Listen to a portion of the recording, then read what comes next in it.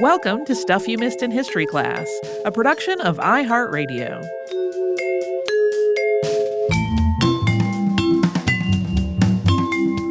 Hello and welcome to the podcast. I'm Tracy V. Wilson. And I'm Holly Fry. A few times over the past few years, science writer Rosemary Moscow has told me that a good topic for this podcast might be the Sparrow War. And the first couple of times she suggested this, I was like, Chairman Mao's thing? Because we talked about that on the show in an episode on the famine that was connected to Mao Zedong's Four Pests campaign, which involved trying to eradicate sparrows. This is not that. The one that Rosemary was suggesting was a dispute over the house sparrow, which at the time was often called the English sparrow, and the introduction of this bird into North America. So Rosemary is the author of A Pocket Guide to Pigeon Watching, Getting to Know the World's Most Misunderstood Bird, along with several other books. And she wrote an article about the house sparrow for Audubon magazine in 2023 that was titled, Meet the Little Brown Bird That Holds a Mirror Up to Humanity. And this is something that she came across while doing research for these things that she's written, and just kept sort of prodding me about it. She is right. I do love a ridiculous feud, and this was ridiculous. So it took me a while to get to it, but thank you, Rosemary, for the suggestion. A lot of people had very strong opinions about house sparrows in the late 19th century, which continues to be true today. But this feud was mainly between Elliot Coues and Thomas Mayo Brewer. We're not going to try to do full biographies of these two men, but we did want to give a glimpse into who they were and what they did aside from fighting over sparrows. Thomas Mayo Brewer was born in Boston, Massachusetts on November 21st, 1814. He was from a well-off New England family, and his grandfather, Colonel James Brewer, participated in the Boston Tea Party. Brewer went to Harvard Medical School, and after becoming a doctor, he spent some time with a medical practice in Boston's North End. But eventually he left medicine, and he became an editor at the Boston Atlas, where, in the words of an obituary, he became a, quote, political writer of unusual ability. He was also interested in birds and in oology, or the study of bird eggs. He started publishing on birds in 1837, and he developed a reputation for himself within the field. In 1874, he published a 3-volume History of North American Birds, which was co-authored with Spencer F. Baird and Robert Ridgway. Brewer's The Water Birds of North America was also published, but posthumously. Brewer also became a friend and colleague of John James Audubon. Audubon named at least 2 birds after Brewer, although one was a duck that turned out to be a mallard-gadwall hybrid and not a newly described duck species, and the other one was a blackbird that had already been described by someone else. Brewer died on January 23, 1880, at his home in Boston at the age of 65. In addition to his work in journalism and ornithology, he had also served on the Boston School Board. He was survived by his wife, Sally R. Coffin, who he had married in 1849, as well as their daughter, Lucy Stone Brewer. Thomas and Sally had also had a son, Charles, who had died in childhood. During his lifetime, Brewer had built a collection of bird eggs that included almost 15,000 specimens from 3,000 different species, described as one of the largest such private collections in existence. He left this collection to the Museum of Comparative Zoology in Cambridge. In the words of an obituary in the Bulletin of the Nuttall Ornithological Club, of which Brewer was a member, quote, socially, Dr. Brewer was greatly esteemed. His warm sympathy, his loyalty to friends, and to his convictions of truth and duty were marked traits in his character. Removed suddenly, and when there were apparently years of activity and leisure before him for research, his loss to science is not easily replaced. But also, in the words of the Biographical Dictionary of American and Canadian Naturalists and Environmentalists, quote, Brewer regarded the field of Massachusetts birds as his private domain and did not think highly of younger generation of ornithologists. One of the younger generation of ornithologists was Elliot Ladd Coues. He was born on September 9th, 1842 in Portsmouth, New Hampshire, and was also descended from early colonists. When he was still a child, his family moved to Washington, D.C., and that's where he lived for the rest of his life, except when he was stationed somewhere else as an army surgeon. He studied medicine at Columbian College, which is now George Washington University, earning an MD and a PhD. Coues' work on birds and his time in the Army both started while he was still in medical school. He published his first work on birds in 1861 at the age of 19, and he enlisted in the U.S. Army as a medical cadet a year later. He was recognized for his work in ornithology right away. That first monograph, which was on North American shorebirds, was described as something that would have reflected well on a scientist of much greater experience. Coues also published on mammals and reptiles, producing at least 300 works over the span of about 20 years. In addition to all of that, he worked with the U.S. Northern Boundary Commission and the U.S. Geological and Geographical Survey of the Territories in the 1870s. Coues' major work on birds included Key to North American Birds, which first came out in 1872. His checklist of North American birds was published in 1873, and Field Ornithology came out in 1874. He also edited and published the journals and other writings of a number of explorers and travelers, including the history of the Lewis and Clark expedition and the expeditions of Zebulon Montgomery Pike. In 1877, he was elected a member of the National Academy of Science and eventually became a member of most of the scientific societies in the U.S. and Europe. For a time, Coues was also deeply interested in spiritualism and theosophy. He wrote a number of works on these subjects, including, for example, 2 letters in The Nation on December 25, 1884, one on psychic research and the other on the feasibility of studying ghosts. The letter on ghosts discusses all the ways that ghosts can be studied using evidence gathered through a person's senses, including writing that ghosts, quote, frequently, not usually, emit a perceptible odor, sometimes very strong, sometimes fragrant, sometimes the reverse, nearly always peculiar to themselves. He was a friend of past podcast subject Madame Blavatsky and held offices in the Theosophical Society, including serving as president of its American Board of Control. But in 1890, the New York Sun published an expose titled Blavatsky Unveiled. This took the form of an interview with Coues.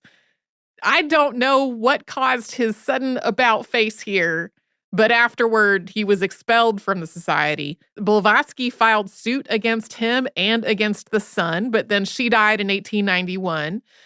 After her death, the Sun retracted the expose, and this almost became its own episode. It could maybe one day, but I was eventually like, you gotta go back to the Sparrows now. Right. Madame Blavatsky had a lot of ups and downs with people, so I'm not entirely surprised. Elliot Coues died at the Johns Hopkins Hospital in Baltimore, Maryland on December 25th, 1899, at the age of 57. That was following a pair of surgical procedures. He had been in a coma, but in the moments before his death, he reportedly regained consciousness, sat upright, and said, "Welcome, oh welcome, beloved death," before dying. Coues had been married twice. First to Jane Augusta McKinney in 1867. They had 5 children, 3 of whom survived childhood. Their marriage ended in divorce in 1886, and the announcement of the divorce that ran in the Washington, D.C. Evening Star describes Coues not as a doctor or as a scientist, but as the noted theosophist. His second wife was Mary Emily Bates, who he married in 1887. In the words of a biographical memoir of Coues that was read before the National Academy of Sciences in 1909, quote, "As an antagonist, he was sometimes bitter and unforgiving." The only mention of sparrows in that piece is in the footnote to that sentence, which reads, quote, "An unfortunate illustration is his controversy with the late Dr. T.M. Brewer, of which Dr. Coues himself said 20 years after the death of his opponent, the controversy had become between Dr. Brewer and myself a personal feud, with the usual accompaniments in the way of sweetness and light." We'll get to what they were feuding about after a sponsor break.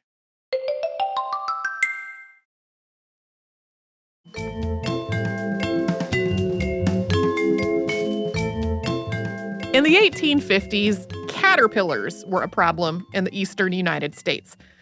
Different accounts name different caterpillars, but most of them are moth larvae that kind of dangle from their silk, and they were colloquially called things like dropworms or cankerworms.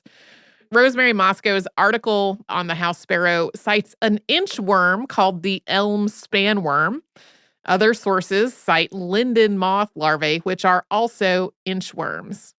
During an outbreak, these caterpillars defoliate trees, drop onto people and surfaces, poop everywhere, and they just generally make a big mess.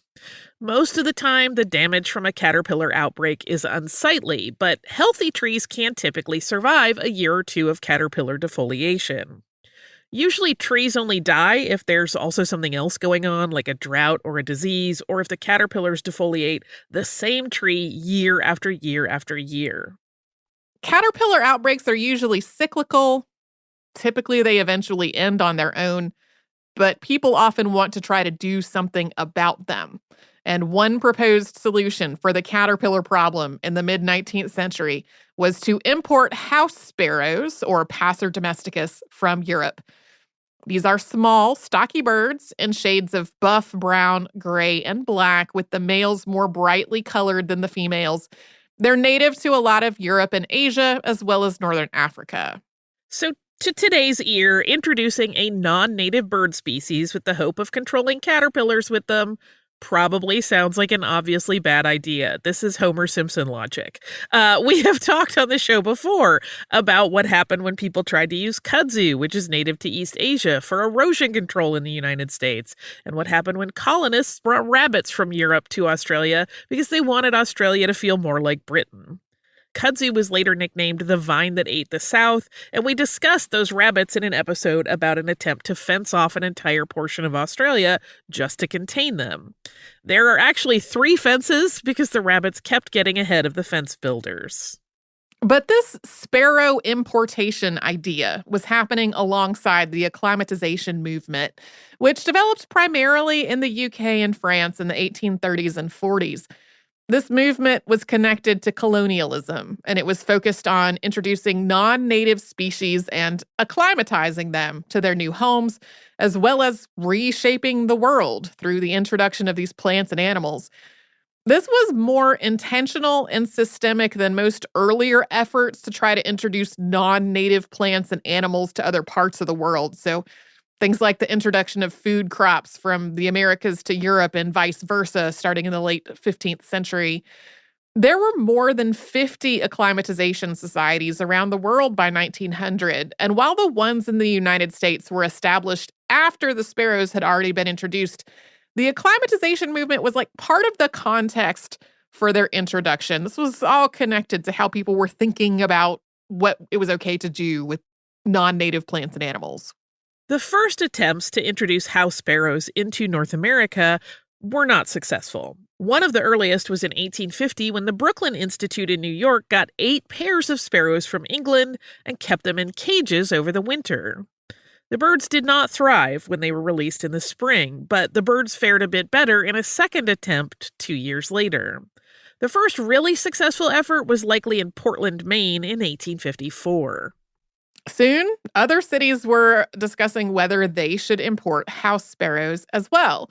Cities started buying hundreds or even thousands of sparrows, mostly from England or Germany, and then releasing them into their parks and other green spaces.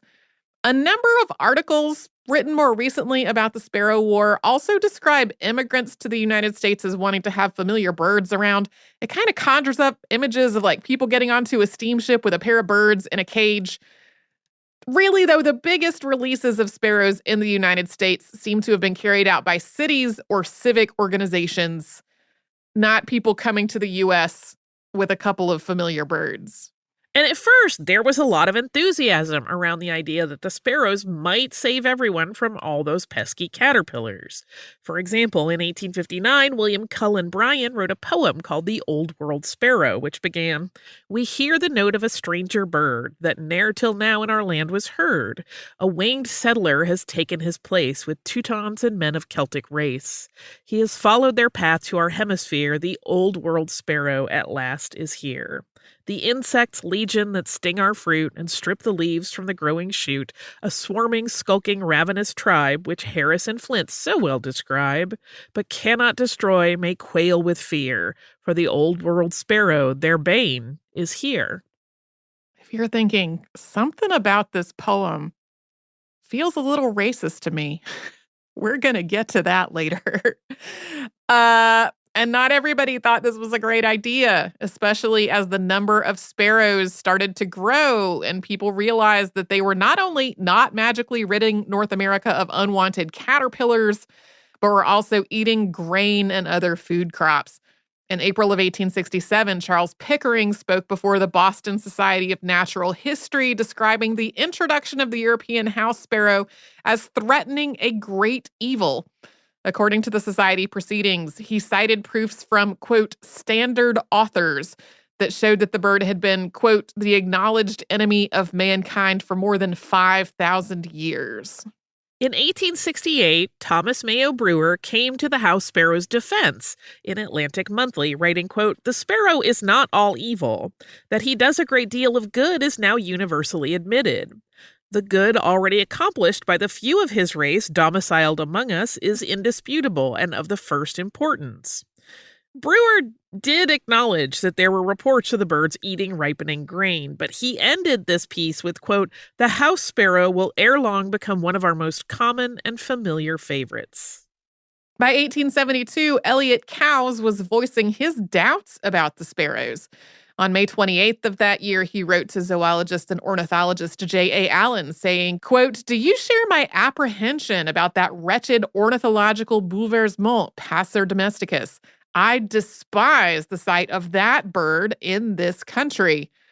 I'm not sure how Allen responded, but at this point, he might not have actually shared Coues' apprehension yet. 2 years earlier, he had written a piece on the rarer birds of Massachusetts for the American Naturalist. And he had said of the sparrows, quote, the few pairs turned loose in the Boston Common a few years since seemed to be slowly increasing in numbers and bid fair to be of great service in checking the ravages of several species of caterpillars that now greatly injure the foliage of the shade trees. These interesting birds are now frequently observable both on the common and in the public garden. Coues also voiced his apprehension in his Key to North American Birds, which came out that same year. It described the birds as already abundant in many towns and cities of the eastern and middle states, and also recently introduced into Salt Lake City. Quote, it has proved highly beneficial by destroying cankerworms, the pest of our shade trees, and our dusty streets are enlivened with its presence. But if it continues to multiply at the present rate, it must soon overflow municipal limits, and then the result of the contact of this hardy foreigner with our native birds may cause us to regret its introduction, unless it finds natural enemies to check its increase. So Coues and Brewer already had differing opinions on this sparrow, but until this point, their relationship seems to have been pretty cordial. Coues had referred to Brewer as a friend, but things started to become acrimonious in 1874, and we'll get to that after a sponsor break.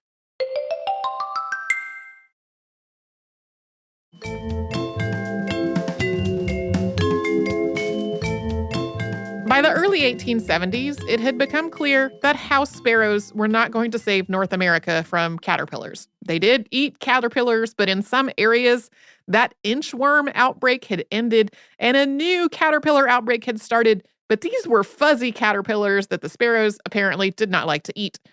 The sparrows also liked to eat grain. That was, of course, a problem with crops, but they also liked to pick partially digested grain out of horse manure, which was all over the streets and cities and towns in the era before the introduction of automobiles. So people obviously thought that was gross and that the birds were unsanitary. House sparrows also like to nest in and near buildings, and they like to congregate in the foliage and sing together, and people found their chirping very annoying. In July of 1874, Elliot Coues reported a communication from ornithologist and naturalist Thomas G. Gentry in the zoology section of American Naturalist, saying that European sparrows were driving robins, bluebirds, and native sparrows away from Germantown, Pennsylvania, and that their population was growing rapidly. Coues added to this, quote, "I did not expect the bad news quite so soon. Probably it will not be long before we hear the same complaints from other places. I have always been opposed to the introduction of the birds, mainly on this score, but also for other reasons. There is no occasion for them in this country. The good they do in destroying certain insects has been overrated. I foresee the time when it will be deemed advisable to take measures to get rid of the birds, or at least to check their increase." In September, American Naturalist printed a response from Thomas Brewer, who wrote, quote, "I regret very much that a naturalist generally so well informed as Dr. Coues should aid in giving what my own observations compel me to believe to be an altogether wrong statement in regard to the house sparrow." Brewer described Coues as biased. I mean, he had admitted he was opposed to the bird's introduction from the beginning. Brewer said now Coues was condemning the birds based on the scantiest of evidence. Brewer also rejected Gentry's report entirely, and he refuted it point by point, but his refutation mostly involved him saying that he did not believe what Gentry had written, and he had not observed the birds doing those things, and had, in fact, seen the opposite. Brewer and Coues also had a similar back and forth in American Sportsman, and in 1877 they rehashed the entire same argument in the Washington Gazette. By this point, most ornithologists and other scientists generally agreed with Coues' position on the sparrows, but Brewer still had defenders from other fields. Clergyman Henry Ward Beecher, brother of Harriet Beecher Stowe, condemned Coues and praised the sparrow in a piece called Sparrows to the Rescue, which was published in the Christian Union in 1877.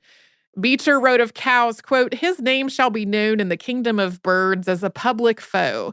A price shall be put upon his head, and on some day unawares he shall be surrounded by swarms of sparrows darkening the sun, and multitudinous as the locusts of Minnesota."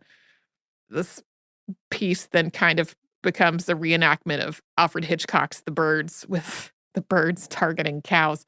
Coues' other opponents included Henry Burr, founder of the American Society for Prevention of Cruelty to Animals, who called him a murderer. In January of 1878, Brewer visited Coues at his office in Washington, D.C., where their discussion apparently became heated.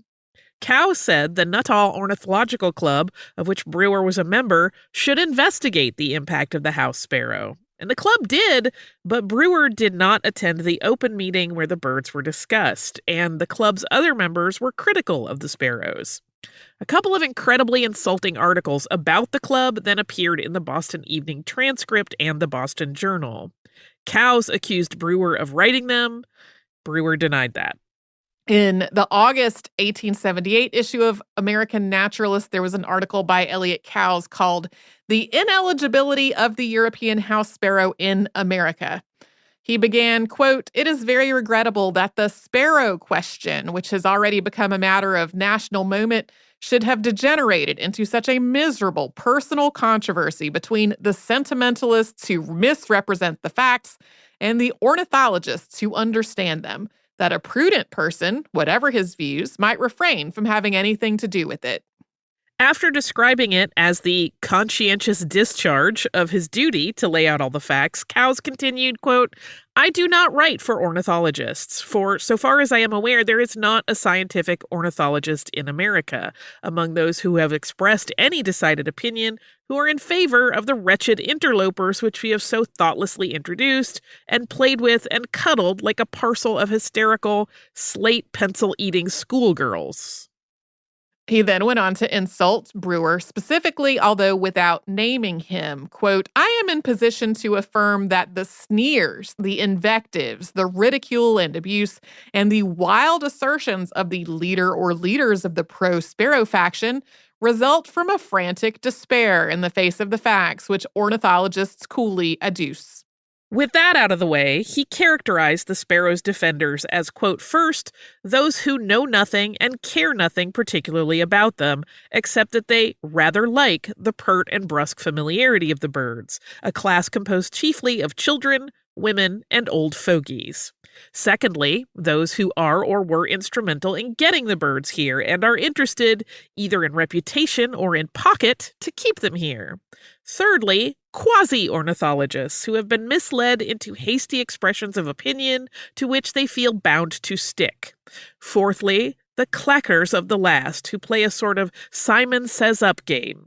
Fifthly, a very few intelligent and scientific persons, but not practical nor professional ornithologists, who recognize fully what little good the sparrow undeniably does and shape a favorable argument mainly from the undisputed advantages which result from a certain just and proper number of sparrows in Europe. Coues then offered 5 arguments against the house sparrow. They don't do the thing they were imported to do, which was eat all the caterpillars. They attack, harass, and sometimes kill native birds. They destroy things like kitchen gardens and grain fields. Quote, they are personally obnoxious and unpleasant to many persons. And lastly, they have no natural enemies and nothing to check their spread. There's a great quote from point 4, which reads, quote, I am not a delicate woman, nor yet a squeamish man, to be shocked by their perpetual antics during the spring and summer. Being something of an anatomist, I can stand it without embarrassment. But all are not thus constituted. He also threw in another dig at Brewer, again without naming him, quote, let the authorities of any of our large cities, preferably Boston, where the birds are said to have done so much good, and where the sparrow combination talks loudest, furnish to proper persons, say 500 sparrows, whose stomachs shall be examined by some competent botanist and entomologist together. Coues ended the article by recommending that the birds be left to take care of themselves, so people should not feed them, put up birdhouses to protect them, or kill their predators. And he advised that any laws protecting house sparrows should be repealed. That way, if, for example, Boy Scouts wanted to start a sparrow killing project, nothing would get in their way. Coues was also insulting Brewer in his personal correspondence. On May 19, 1879, he sent J.A. Allen the following poem, quote, there was an old person of Beacon Street, of whom history itself doth repeat, that he stood on his head till the sparrows all said, it is quite an anonymous feat. That September, Coues published On the Present Status of Passer Domesticus in America, with special reference to the Western states and territories. This was sort of an annotated bibliography of the sparrow controversy, including his own publications, Brewer's, and that of several others. Coues makes his opinions about Brewer very clear, for example, describing an anonymous piece that he attributed to Brewer as, quote, one of Dr. Brewer's most amusing tirades. And Coues described his own The Ineligibility of the European House Sparrow in America as, quote, a general statement of the case, indicting the sparrow with specific charges and recommendations. Yeah, just to be super clear, that's that piece we just read a bunch of really insulting passages from, where he insulted all kinds of people. Listen, it's just a general statement of the case. About 4 months after Coues published this article, Brewer died. So unfortunately, we don't have like a point-by-point rebuttal from him. He passed away. 3 years after that, Coues accepted that it was not possible to eradicate the house sparrow in North America, writing that he, quote, led the sparrow war for 20 years and only surrendered to the inevitable.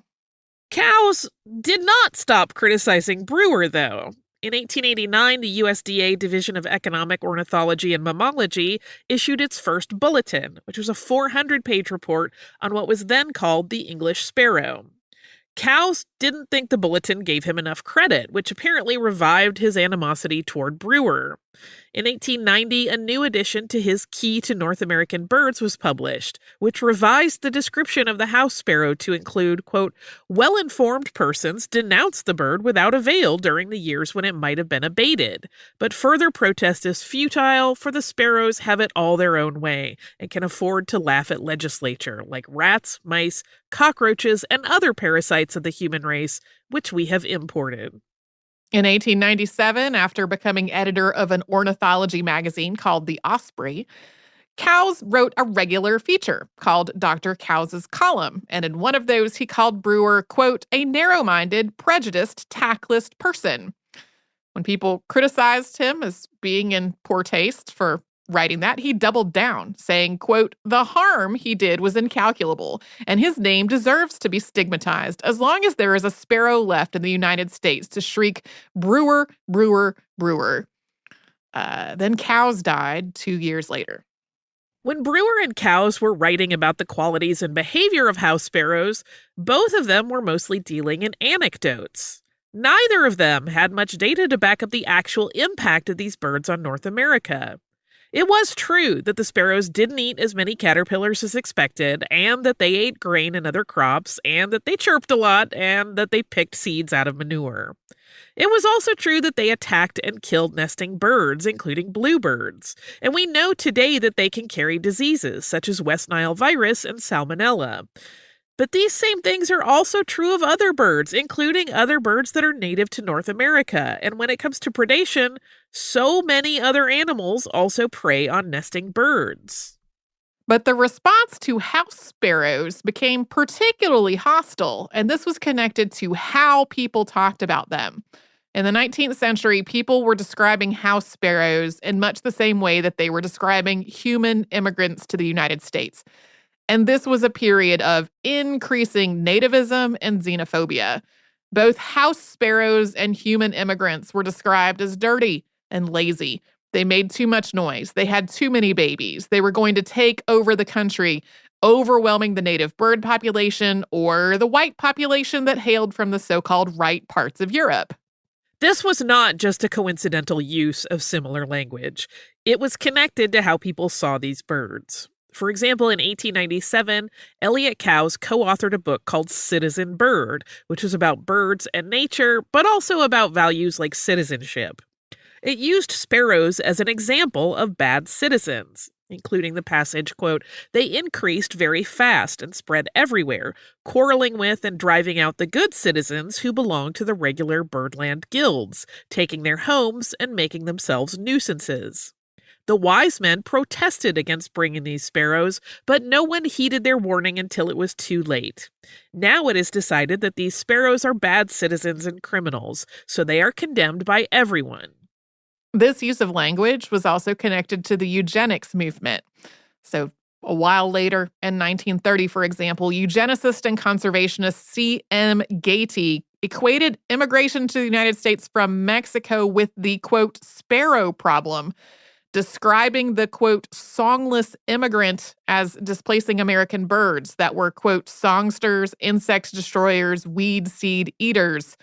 He continued by saying that the, quote, "old-type American is similarly being displaced with Mexican slum inhabitants." As another example, architect Philip Johnson published an article titled, "Are We a Dying People?" in July of 1939, by which point eugenics was falling out of favor in the United States, but had been adopted and expanded by Nazi Germany. This article was about the idea that white people were not having enough babies and that, quote, "the United States of America is committing race suicide." It said in part, quote, "The course of nature is not predestined. Human will is a part of the biological process. Our will, for example, interferes constantly in the world of lower animals. When English sparrows threaten to drive out our songbirds, we shoot the sparrows rather than letting nature and Darwin take their course. Thus, the songbirds, thanks to our will, become the fittest and survive." So, of course, language like this is still around today. It still shows up in conversations about immigration, and it still shows up in conversations about all kinds of non-native species, including European starlings, which were intentionally introduced to North America decades after house sparrows were, long after people had decided that the house sparrows were a problem and should not have been introduced. And people still have extremely strong feelings about house sparrows, especially when it comes to their killing other birds or driving them from their nests. Today, house sparrows are widespread over most of North America and part of South America. But their numbers seem to have declined in recent decades, and they seem to be declining in Europe and Asia as well. The reasons for this are not entirely clear. Some possibilities include disease, pollution, changing climate, and changes in the food that is available to them. Also, we mentioned earlier in the episode that John James Audubon had named a couple of birds after Brewer. There's been an ongoing discussion about renaming eponymously named birds in the United States. On November 1st, 2023, the American Ornithological Society announced that it was committing to changing all English language bird names within its jurisdiction for birds that are named after people or whose names are otherwise offensive or exclusionary. In the words of the Society's executive director and CEO, Dr. Judith Scarl, quote, "There has been historic bias in how birds are named and who might have a bird named in their honor. Exclusionary naming conventions developed in the 1800s, clouded by racism and misogyny, don't work for us today. And the time has come for us to transform this process and redirect the focus to the birds where it belongs." I don't know if there is a similar movement regarding animals, but there is among one at least that I know of, which is the Coues white-tailed deer, Right. which is named after Elliot cows, but most people say it Coues. So if you know about these deer and you think we've been saying his name wrong this whole time, the deer are technically also pronounced cows, but nobody really says it that way. This is how language evolves. Which then brings up a different thing of like, well, it might be named after him, but no one calls it by his actual name. Do we still need to change it? Yeah. Well, yeah, I don't know. And as I said, I have no idea if there's been a similar discussion about the names of non-bird species. I have some listener mail before we finish up today. This is from Shelley, and Shelley wrote, "Dear Holly and Tracy, I just listened to your behind the scenes about the metric system and had to write in. I'm a middle school math and science teacher, and the experiences about math classes both of you shared really resonated with me, both from personal experience and what I learned in grad school about the history of math education in the U.S. Holly, what you shared about the trauma of timed multiplication tests is a really common experience. It's when most people in this country identify as when I stopped liking math. Joe Baller, professor of mathematics education at Stanford, calls us a math-traumatized nation as a result of the emphasis on speed and memorization over understanding for so many years in our education system. I can tell you the day I started liking math, it was the day we used the quadratic equation in high school chemistry because I finally saw both the purpose of math and why it worked the way it did. I also wanted to share this article by Joe Baller and Lang Chen in The Atlantic, Why Kids Should Use Their Fingers in Math Class. Tracy, I hope it helps you feel better about using your fingers for arithmetic. They're one of the best tools for math we as humans have. Thanks for all the great work you do on the podcast. The History of Science episodes are my favorites. Cheers, Shelley. Thank you so much, Shelley, for this email. I had not seen that article, and I was only able to kind of skim it this morning. But man, boy, do I wish there had been some encouragement about, how to use your fingers to learn math better rather than just like being yelled at to stop doing it. Right. Oh, I remember the policing of it in one of my elementary school math classes during a test where the teacher literally was like, if I see you using your fingers under the desk, you will fail the test. And it's like, yeah, you're just making us all more scared of math. Right. And I have long suspected that one of the reasons I had trouble with arithmetic is I really liked, like, we would have little bears to count and sort into different colors and things like that. And anything involved like counting the bears or counting numbers of things, like adding things when there were objects there representing the things. Right. That was fine. But when I needed to move into the abstract of doing it in my head, like I just was not able to make that bridge very well. So thank you so much for sending that article. If anybody else wants to Google it, again, it is called Why Kids Should Use Their Fingers in Math Class. If you would like to send us a note about this or any other podcast, we're at historypodcast@iheartradio.com. We're on social media at Missed in History, and you can subscribe to our show on the iHeartRadio app and wherever else you like to get your podcasts.